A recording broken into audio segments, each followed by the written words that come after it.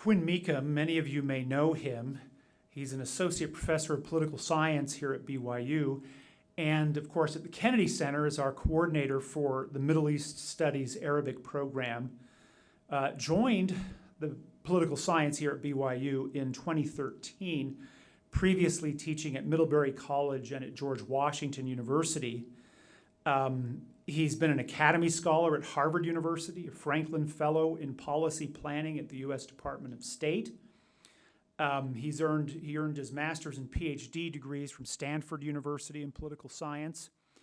And he works a lot on the political mobilization in the Islamic world, including elections, protest, and political violence. And his book, Institutional Origins of Islamist Political Mobilization, was published in 2017.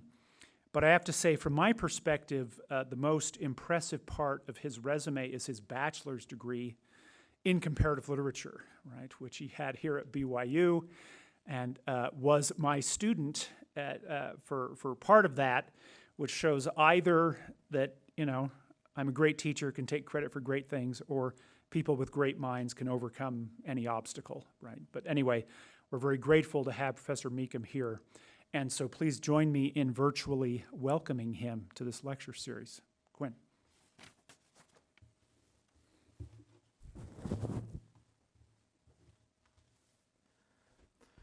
Thank you indeed very much, Stan. It's a pleasure to be part of this series. I've been really excited about the chance we have as a Kennedy Center this semester to think about challenges to democracy. Democracy is something I care a lot about and have worked on issues in democracy around the world. As many of you know, the United States is also facing some challenges with democracy, and my talk today will be a comparative talk. I'm going to be looking at a number of countries around the world, but I'm going to also highlight that the world has something to teach us in the United States as well. This talk is titled Losers, How What Happens When You Lose Determines the Quality of Democratic Politics. This is a project that I started over this summer, and this is the first time that I've had a chance to speak about this topic to an audience. It's an ongoing project. We have some statistical results that we're still waiting to come in, some survey results. And so today I'm going to focus primarily on highlighting the argument that I'd like to make that's illustrated in part in the title here, as well as some of the component hypotheses of this study that myself and my research team are engaged in. And then illustrate toward the end some of the things that we're currently doing to test out those hypotheses.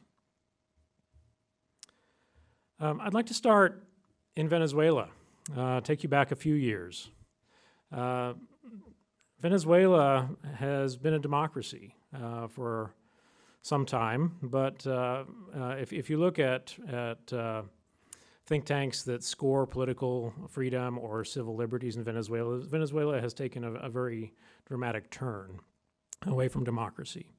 And part of that story takes place in 2015 in the National Assembly elections in Venezuela.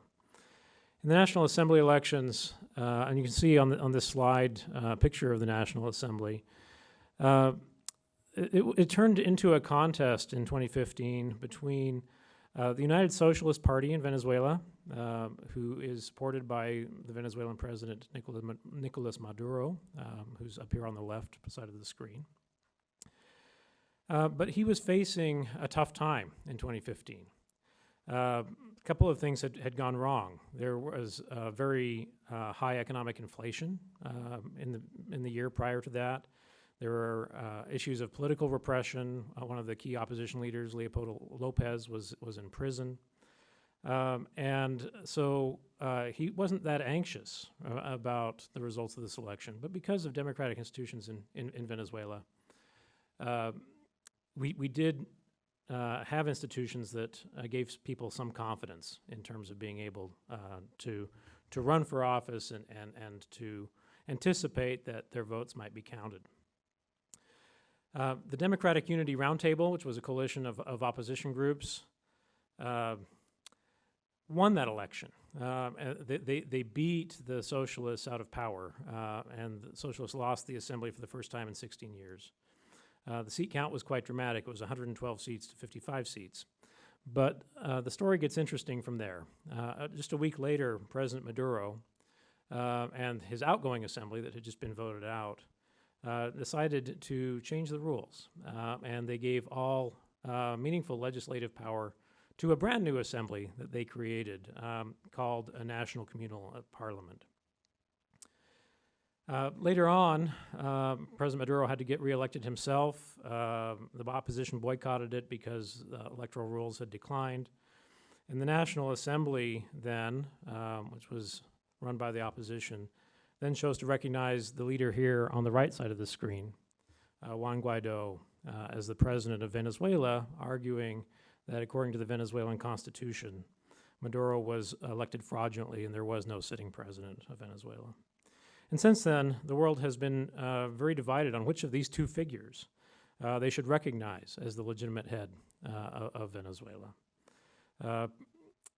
Previous opponents, like Leopoldo Lopez, had been jailed. Maduro himself, when he loses the National Assembly, was certainly not a gracious loser here. He goes so far as to create his own new parliament.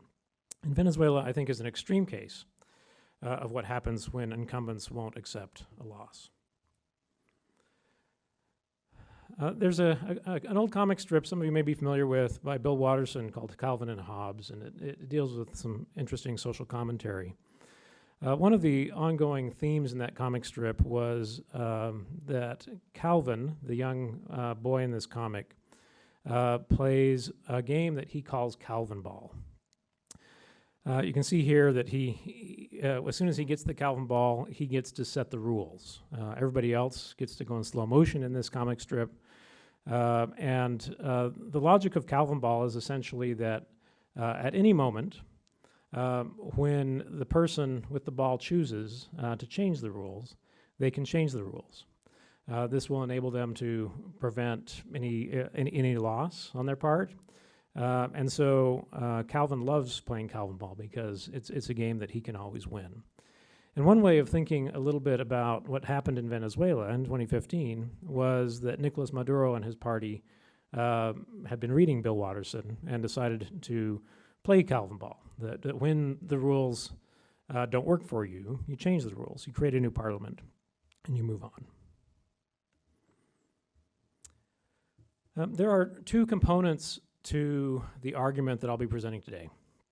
The first part is an individual level theory about what leads people to run for office in democracies. So very interested in individual motivations, how a person decides whether or not they want to compete in a democracy. And I think this is puzzling, why people choose to run, because running for office can be hard. The large number of people who run for office will lose, the large majority, really. So I'm interested in individual motivations for competing in democracy, even when the odds of winning are not that high.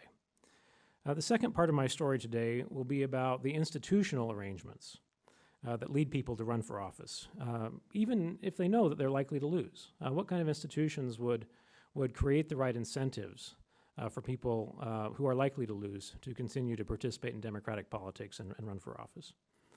The story of Venezuela's president playing Calvin Ball is really a story of institutions and why they matter. Democracy in this argument really starts at the very beginning with candidates who are willing to run. I'm really interested in governance outcomes and policy outcomes. I care a lot about good government and making sure that people are governed well. And the way that that happens is through policy. But before you get to policy, you have a lot of things in a democracy that come earlier, right? You have to have a government that creates that policy. Those members of the government need to be elected as winners, and so you need to have a pool of candidates at the very beginning of that that can be elected as winners and then ultimately influence policy. So very simply, it makes sense that if you want to get the best policy outcomes at the end of the day, you really have to start with a pool of great candidates for elected office. So what leads a candidate to run in an election? Well, I argue that there are several things that a candidate will consider in advance of choosing to run. First, what are their chances of winning, right? That might be based on their party record, incumbency advantage, the resources that they can mobilize. So they will calculate, what are my chances of winning this election? But they also calculate the benefits that might accrue to them as a person of running and winning. And there are going to be benefits and costs if you run and you win this election. So some of the benefits would be that you could influence policy change, right, in directions that you believe are important. Potentially you could get access to levers of state and personally enrich yourself. There might be reputational gains in terms of visibility and a chance to show what you can do a little bit. But there are also costs, right? There are always opportunity costs in terms of what else would I be doing if I wasn't running? There are financial expenses, which in some places can be very considerable. And then there are reputational costs. Going before a public and subjecting yourself to a lot of public scrutiny could be stressful. You would want to make sure that you were treated fairly in that process. So I'm interested in the ultimate benefits minus costs of running and winning. And then because I might not win, a candidate may also want to look at the benefits less costs of running but losing. So some of the benefits of running and losing might be that you get to spread your ideas, you might have some reputational gain, but there are also costs. And the same kind of costs of running, like opportunity costs and financial expenses. You also are going to be subject to public scrutiny. But there might be a few specific consequences for losers, depending on what kind of government replaces the one that you're running for, right? Maybe you might be marginalized from power. Maybe the game gets fixed against you like it did in Venezuela. There might be retribution. And in some places that are relatively weakly institutionalized democracies, those costs are considerable, and you'd want to consider those. And so if we add all this together, I'm trying to calculate my chances of winning, I'm calculating the benefits of running and winning, and I'm calculating the benefits of running and losing. This leads to a relatively simple equation. I will run for election if, and this is the only math I'm going to show you, so hang in there. If my probability of winning, right, times the benefits of winning minus my costs of winning, so I'll calculate that. Let's say I have a 50% chance of winning. I'll calculate my net benefits of winning times 50%. And then my probability of losing, in this case 50%, times the benefits minus costs of losing. If those are greater than 0, in other words, if I believe that my expectation of how well I'll do in this election times the various benefits that I assume I will receive from either running and winning or running and losing are greater than 0, then I have a rational case that I should probably run in this election. I am most interested today in the final part of that equation. So the benefits of losing minus the cost of losing. I think we could largely agree that the benefits of winning could be substantial. But the benefits minus the cost of losing could be negative, right? I might not, it might just cost a lot of energy and money and all kinds of other things to run and lose. And so I'm really interested in what would help me still decide to run for office if I believed I was likely to lose. And I'd like to try to understand, how do we get that part of the equation either positive or as close to 0 as possible? Because when that happens, then you're in an environment where there are lots of incentives to run, and you'll get a bigger pool, a better pool of candidates. And over time, that better pool of candidates will have a better chance of getting elected, and will have a better chance of positively influencing policy outcomes. So why would someone run for office who is likely to lose? I want to make the case that there are a few things. The first is that ideas matter, and they probably believe strongly that those ideas are good ideas. And the process of running for office, even if I will lose, might be an opportunity to spread my ideas, to create a new discourse in my society that will have positive influence. It also might be at a personal level that I want to do something, right? I want to change something. I want to make a difference in the world. That's what I'm calling personal efficacy. So running for office might also be important even if I lose, because I'm demonstrating that I'm getting out there and I'm trying to change the system. I'm trying to do something important. And then third, running for office tends to be a fairly visible thing. You might get more visibility, not only for your ideas, but for people's confidence in you. It might lead to future opportunities. Many of the most successful politicians in the United States, for example, have run and lost many times before they run and win. I think many of them would say that those experiences running for office and losing were critical to their ability to ultimately run for office and win.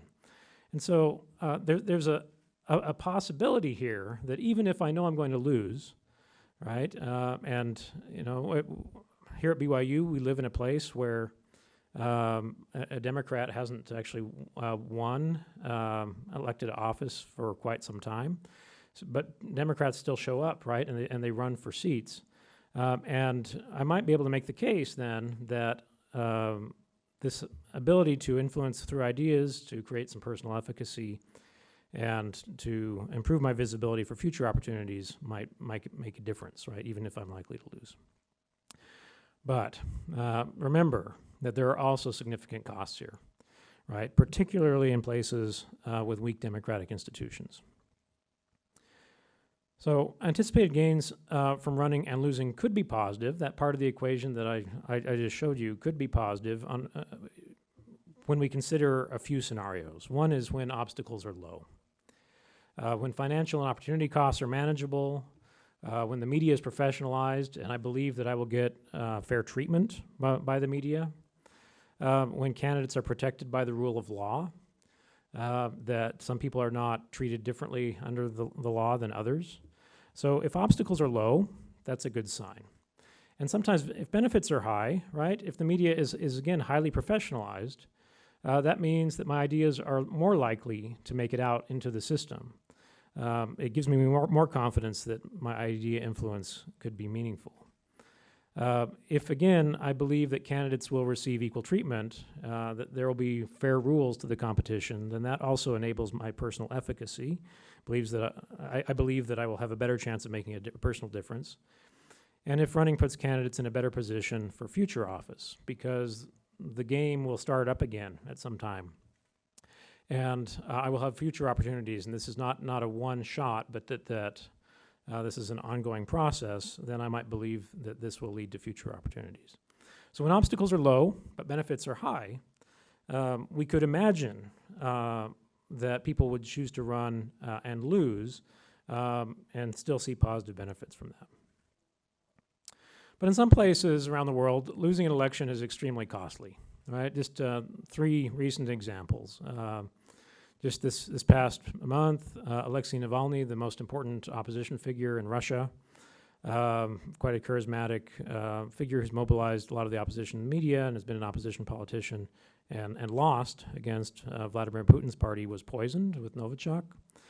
A lesser-known figure, probably in the United States, is Tevfik Yaqublu, who is a key opposition figure in Azerbaijan. He was jailed for his political participation and for losing in elections as a hooligan who's trying to disrupt the system.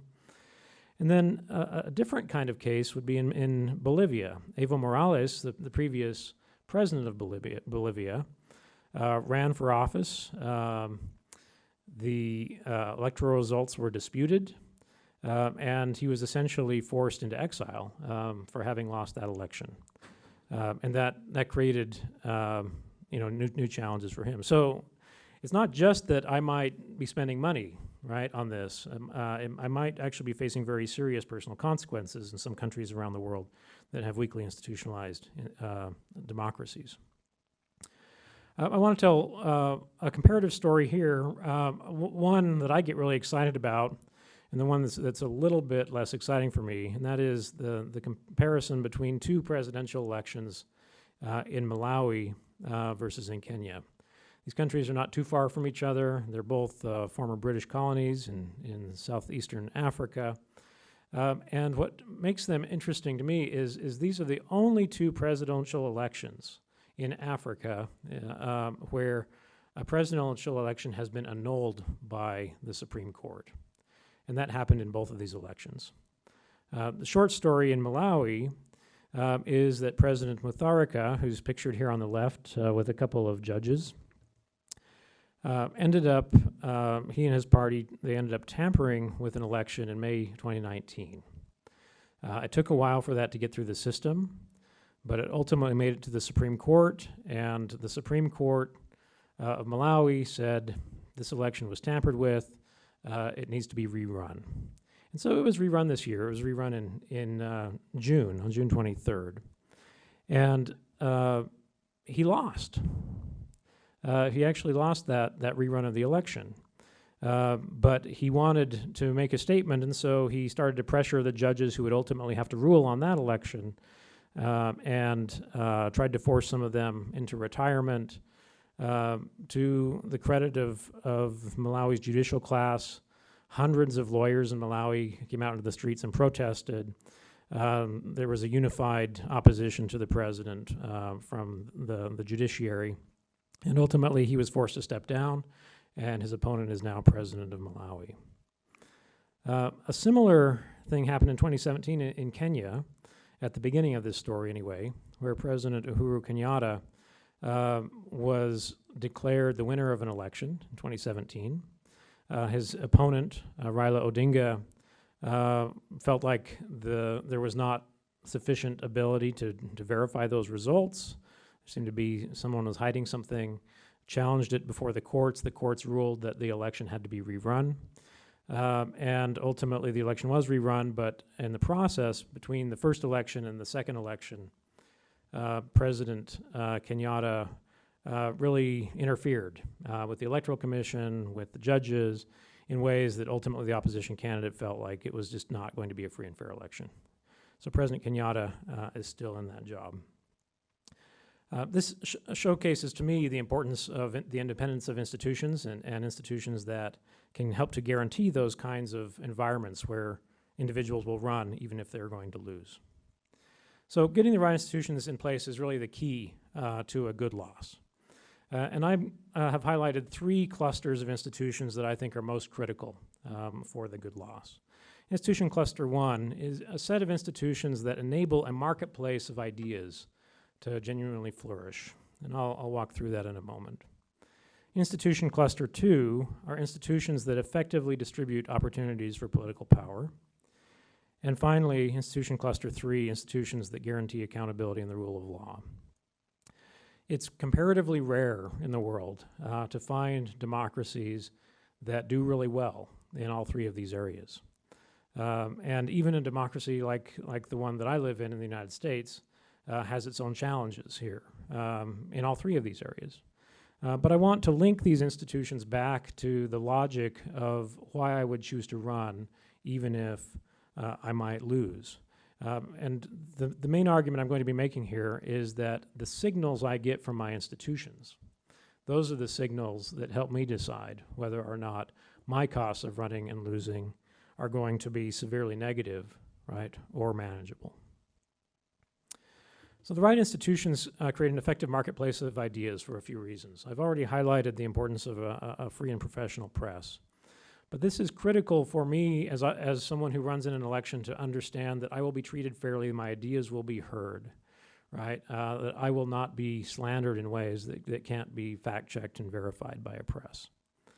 My opportunity costs and the financial costs of running go down if there are limits on campaign length, if there are campaign finance regulations that mean that I don't need an enormous amount of money to run for office. And then thirdly, if there's a collaborative political culture, and this is a set of informal norms where candidates respect one another, they treat each other with good sportsmanship, where they recognize that if they lose, and they congratulate the winners, those kinds of informal norms that are important in sports and in politics and in most other kinds of institutions vary across countries. Some countries have political cultures that are extremely combative, and some countries have political cultures that are much more collaborative. So I argue that if you have these three things, then you're much more likely as a competitor to believe that it will make a difference for you to run for office. And the cost of doing so will be manageable. The right institutions also effectively distribute opportunities for power. And this is where the design of a particular country's regime matters a lot. The logic here is that the more offices that a person can run for at various levels, whether it be local, regional, national, the more opportunities they will have to run and participate and to contribute those kinds of ideas. So regimes that are quite decentralized, that have regional and local power structures, that have a range of institutions that check one another in terms of having specific roles and power. We sometimes call that checks and balances in the United States. Countries that have electoral systems that do a really good job of mapping political preferences to the number of seats in a parliament, for example. Those tend to be countries that, unlike the United States, have more proportional representation electoral systems. Countries that have a lot of choices in their party system that adequately reflect political cleavages. Those parties tend to represent political preferences a little bit better. You have more of a chance to participate and more of a chance to compete in a meaningful way. Finally, even outside of the political sphere, if you have a really rich and empowered civil society, religious groups, social groups, sporting groups, these kinds of non-political groups that also need leadership and also need people to run them and make a difference. That creates leadership opportunities outside of the formal government structure that also give people training and give people opportunities to participate. So this set of institutions essentially flatten the opportunities for power to make them more accessible for other people and encourage people to run. Finally, the right institutions guarantee the rule of law. So what I mean by the rule of law is that everyone, including the legislators who make the law, the rule of law means that government leaders are equally accountable to the law. Everyone faces the same laws. No Calvin ball here, right? And this is facilitated when you are in a place with clear constitutional rights, whether they're specified verbally or on paper, or that they are long-established norms like the United Kingdom often has developed, where you have really strict independence for important commissions that guarantee your democracy, independent electoral commissions, independent districting commissions that prevent things like gerrymandering. And then finally, the role of an independent judiciary is exceptionally important. The judiciary needs to be free from political pressure, right? It needs to not be as politicized as other institutions of government in order to be seen as a neutral arbiter, as a referee, that force people, regardless of whether they're political elites or regular people, to obey the rules of the competition and the rule of law. So if the story is about getting the right people to run for office, ultimately that is conditioned here, I've made the case today, on establishing the right kinds of institutions that create those incentives to run. Better candidates at the start, as I've mentioned, really lead to better governance at the end. And the stronger we can create an environment where ideas flourish, where opportunities for power are widely distributed, and where the rules of the competition are fair and understandable, what we might call legible to potential candidates, and not easily manipulated by those in power, we're going to get better democracy. One of the hazards, however, is that both winners and losers can also undermine those democratic institutions. And one of the general rules in political science is that institutions take a long time to build. They are some slow growth institutions often, but they don't take that long to destroy. And institutions could be formal or they could be informal in terms of expectations and norms. And winners have the capacity to try to undermine those institutions, like Nicolas Maduro did in Venezuela, to undermine the opportunity of losers to play the game again, to keep themselves in power for a long period of time. So winners can undermine those checks on their power that they've previously been forced to accommodate. They can change the rules of the game, and ultimately they have the ability to retaliate against competitors. So when we hear chants in the United States of lock her up or lock him up, right, that's a clear threat of retaliation that undermines the rules of the game for these competitors. Losers, however, also play a role. They can choose to legitimize or delegitimize a process. In Kenya, the loser of that election, Raila Odinga, actually decided to go out and get himself inaugurated in a separate ceremony as president, to clearly try to delegitimize the process. Losers can fail to concede a loss, or they can concede in a concession speech in a very provocative way that ultimately seeks to undermine people's confidence in the system. So regardless of who you are, you do have the ability to cause problems for these institutions that I'm advocating for today. The ongoing research that seeks to test some of these arguments starts in part with a survey across 3 countries with quite different electoral systems and different set of political cleavages. The United States, the Netherlands, and Hungary. We chose those countries, and this is myself and my research team of wonderful students that have helped me on this project throughout the summer. People, Dan Harker, Tommy Nanto, Abigail Woodfield are part of this research team. We're testing in places like the United States versus the Netherlands, which have very different electoral and party systems, if people are motivated to run for different reasons, right? How easy is it to get someone to run? In Hungary, which has a political system that is more compromised in some ways, where there's a dominant party that has sought to undermine some of the independent institutions, we're also looking in a very mixed electoral system there, if that country's recent experience affects people's judgments about their likelihood to run. We're also testing the effects of different concession speeches through a survey treatment on perceived electoral legitimacy. So getting people to read one concession speech versus another concession speech, and then to react to how legitimate they feel that election may have been. And this research is taking place in the second part of 2020. I want to wind this down by just highlighting that the United States is currently a really important test case. And I think that some of the things I've talked about will resonate for many of you who are following current trends in American politics. But three things in particular I think are relevant here for the democracy in the United States. I'm worried personally about electoral norms and perceptions of fairness. The current president has not said, for example, whether he will accept the results of the elections this November. He has said, though, that he believes that those results are likely to be fraudulent. And this does enormous damage to popular faith in democratic institutions.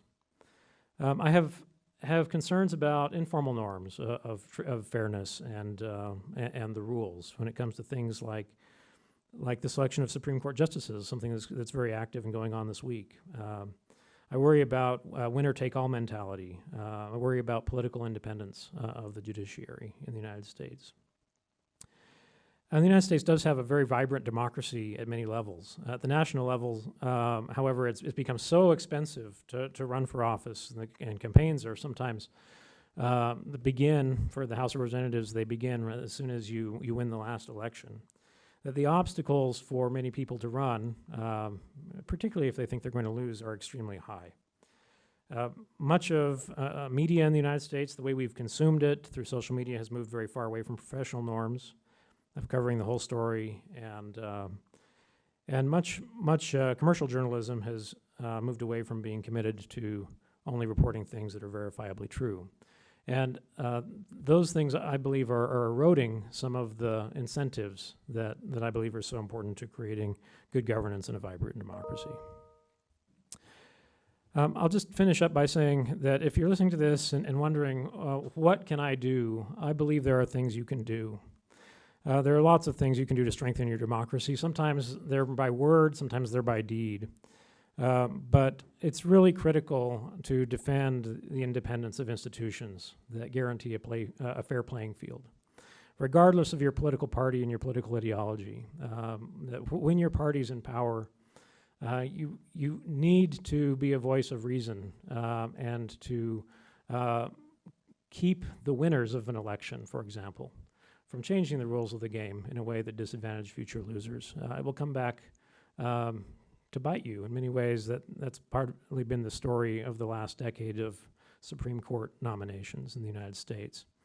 Support norms of equal treatment. That there are lots of ways of doing that, but you really want to make sure that we create as level of a playing field as we can for winners and losers.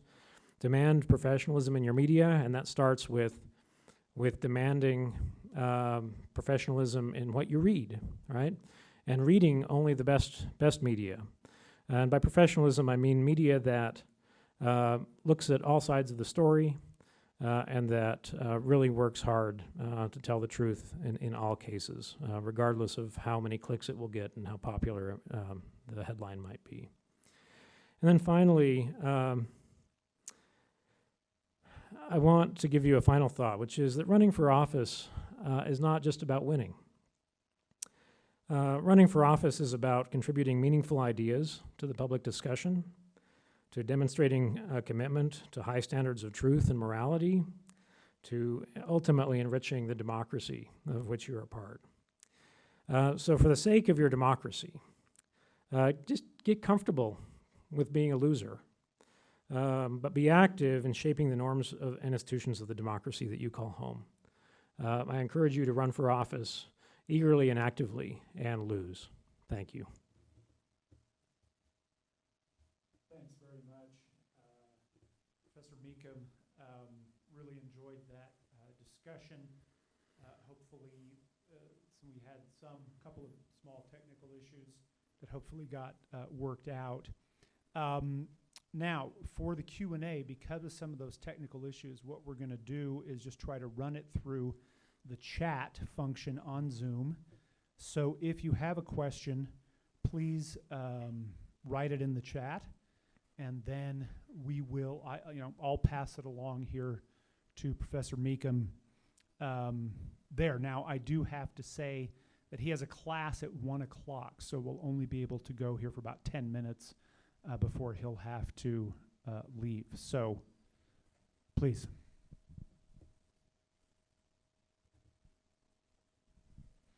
Okay, here is a question from Emily Reese.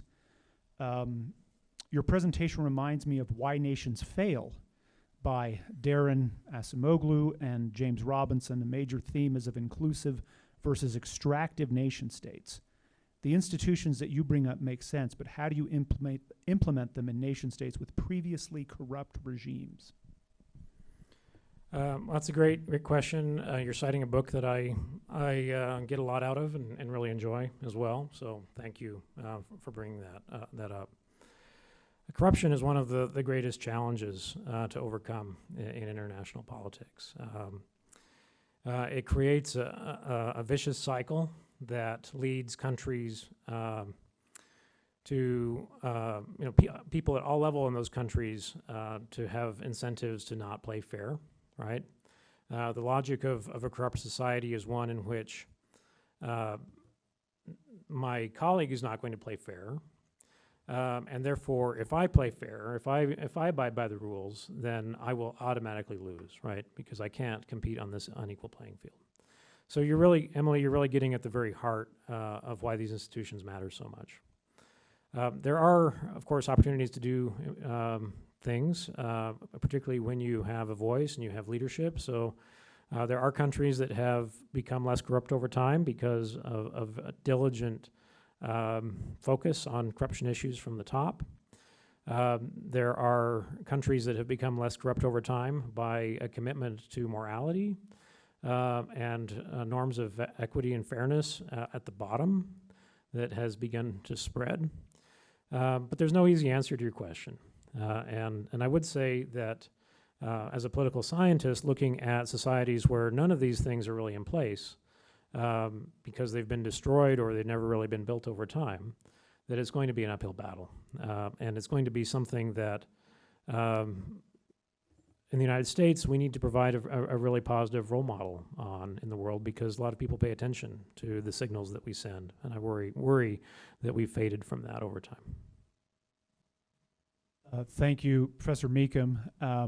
One of the things I'll also just bring up, that what Emily's question does relate to the message, some of the discussion in the book of the semester, right, which in about a month we'll have a presentation from Larry Diamond about that book. Here's another question. This one's from Austin. You talked about electoral systems that reflect preferences. Lately, the Electoral College has come under increased scrutiny as it sometimes allows candidates to win without having the popular vote. Do you believe that the Electoral College may need reform in order to more accurately represent national preferences? That's a great question, Austin. Thank you for thinking about that. The Electoral College was a byproduct of a particular constitutional negotiation in the early days of this country. Most people who look at it from the outside don't understand why it would be a good thing at all. All right, the origins of the Electoral College really date back to the idea of trying to give small states more voice, and that enabled them to join together in this country. I do support the abolition of the Electoral College. I think that it is an outdated institution that is undemocratic in this country. I don't think we need it anymore. I would even go further than that. I think that it's time for us in this country to have a conversation about our electoral system more broadly. We have an electoral system that comes in part from the United Kingdom, where we have what is called a first-past-the-post electoral system, where we have whoever wins the most votes in a particular district takes that one seat. That's how it works in most elections anyway. And the outcome of that process is largely a two-party system.